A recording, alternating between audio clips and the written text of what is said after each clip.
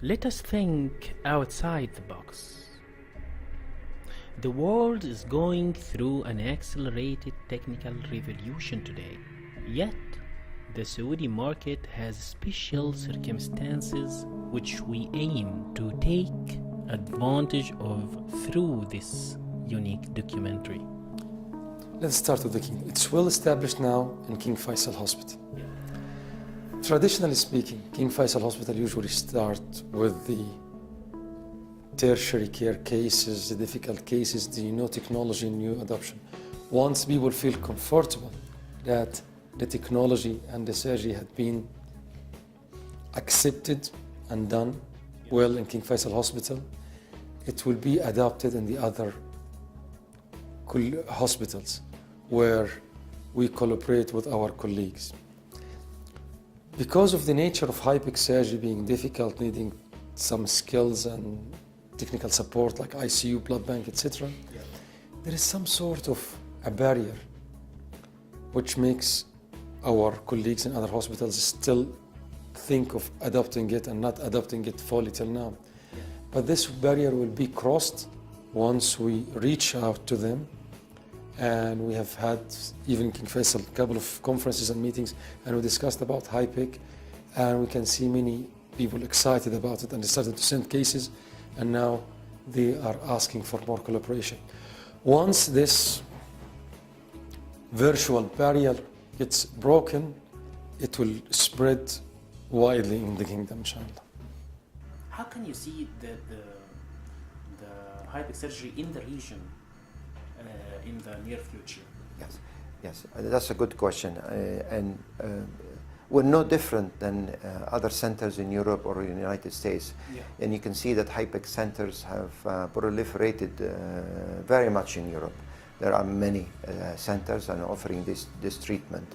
And in the United States have seen significant increase in centers and in offering this treatment to patients with peritoneal carcinomatosis. So I think we are going to be similar to other centers if we want to provide optimal and world-class care to these patients, that I can see that this service will expand tremendously in this region.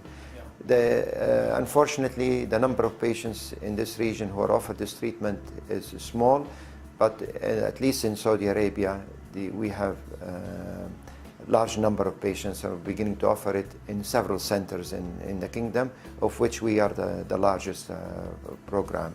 But I'm very positive that this treatment will expand, and we'll see a tremendous opening of new centers and services which can offer this treatment to these patients. The objective of this documentary is to create a model for oncology center using cytoreductive surgery plus HIPEC in the region. Initially in Saudi Arabia, which is performed by local experienced medical doctors and scientists working in various institutions supporting this project, namely Hipidien Company, King Faisal Specialty Hospital and Research Center in Riyadh and Jeddah, and King Fahd Hospital in Eastern region, and the Saudi Society for Uterine and Ovarian Cancer. I can extrapolate by having the experience, the international experience, and we can translate it to our experience, which seems to be going parallel, hand in hand with the international experience. A few years ago, it was rarely to talk about or to hear anything about HIPEC or cytoreductive surgery in the international conferences. Now there is a special section in every international conference, whether in North America or Europe, unless it's going to be rarely any conference without talking or dedicating a special session about HIPEC and cytoreductive surgery. Even in my last meeting in Rome, there was live surgery. You can imagine live surgery going parallel with the whole day while they are giving lectures at the same time about HIPEC. So it is going, it's increasing, it's coming there, and there is some resistance, but at the end, it will fly, especially with the development of publications and reports of its success and patient acceptance and lower morbidity, and the skills being adapted by many gynecologists and oncologists. This project will be discussed by personally interviewing physicians and experts in the field and will observe highest production standard. Attention to details, strict privacy and confidentiality to provide decision makers with high quality information. Can we have registry for HIPEC? Yes, we can. Short answer. How can it be useful? Registry is a tool that most health based data depend on. It's a monitoring tool. Yeah. You use it for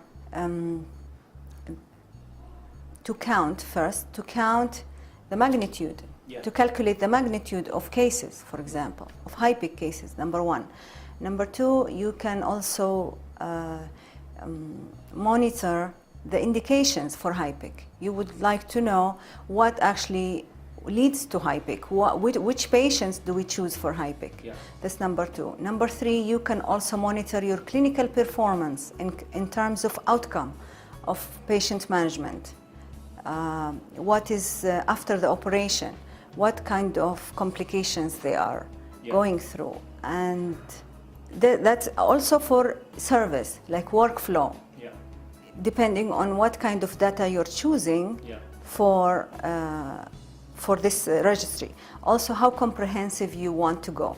You can be very comprehensive and include minute details to use it as epidemiological tool as well, or you can have minimum data set.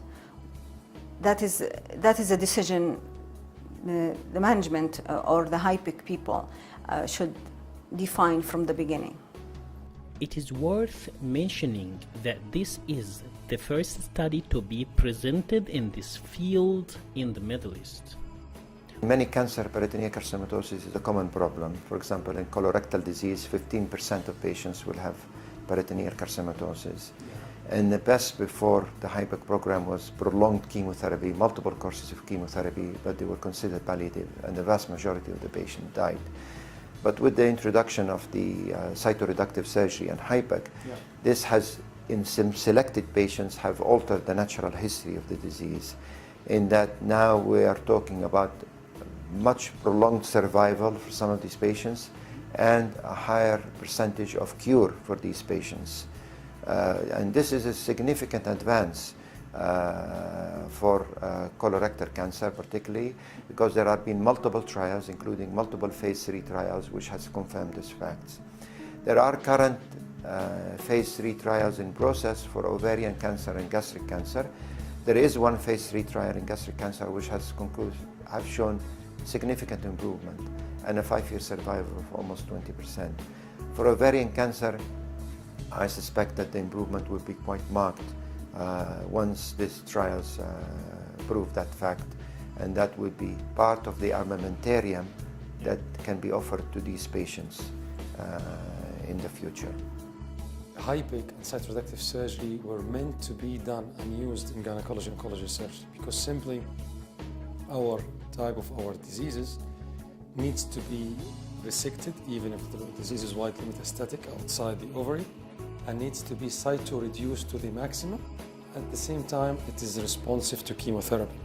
So by doing cytoreductive surgery, major cytoreductive surgery, removing all the disease in the pelvis, upper abdomen, stripping out the peritoneum, parts of the liver, diaphragmatic surfaces, and then infusing chemotherapy over this long hour surgery would give the maximum benefit to the patients, whether at the primary diagnosis with advanced metastatic ovarian cancer or with recurrent cases. HIPEC surgery, although it was meant for gyne-oncology or useful, very useful for gynecological malignancies, the skills needed needs lots of training and collaboration with surgical oncology. What we did in our center, we collaborated with our senior colleague member, Dr. Tariq Amin, where we were doing the surgeries together right now to have a smooth transition after a year or two where we can do it all by ourselves. Because normally our training doesn't involve resection of liver parts or diaphragmatic stripping and so on. So we are learning this part with them. We do our part by doing the pelvic clean out or cytoreductive surgery in the pelvis and momentum, etc., and lymph nodes. And then it comes to the parts where we need our colleagues in surgical oncology. We collaborate with them, cooperate with them, and then work together till we reach a stage where we are comfortable doing all the surgery by ourselves. And this is how we gain the skills. So it needs a teamwork and dedication. Equipment utilization is by far much larger and more equipments are used. Even the same equipment needs to be repeated and repeated several times because the surgery, if we compare to the regular standard gynecology-oncology procedure of 2 to 3 hours, now we are comparing a surgery which might take up to 10 or 12 hours. So we go up to 3 times or to 5 times the number and amount of equipment utilized in the procedure with the HIPEC and cytoreductive surgery. We hope that the success of this project is a success to all our partners collaborating to offer this treatment modality for the betterment of our community.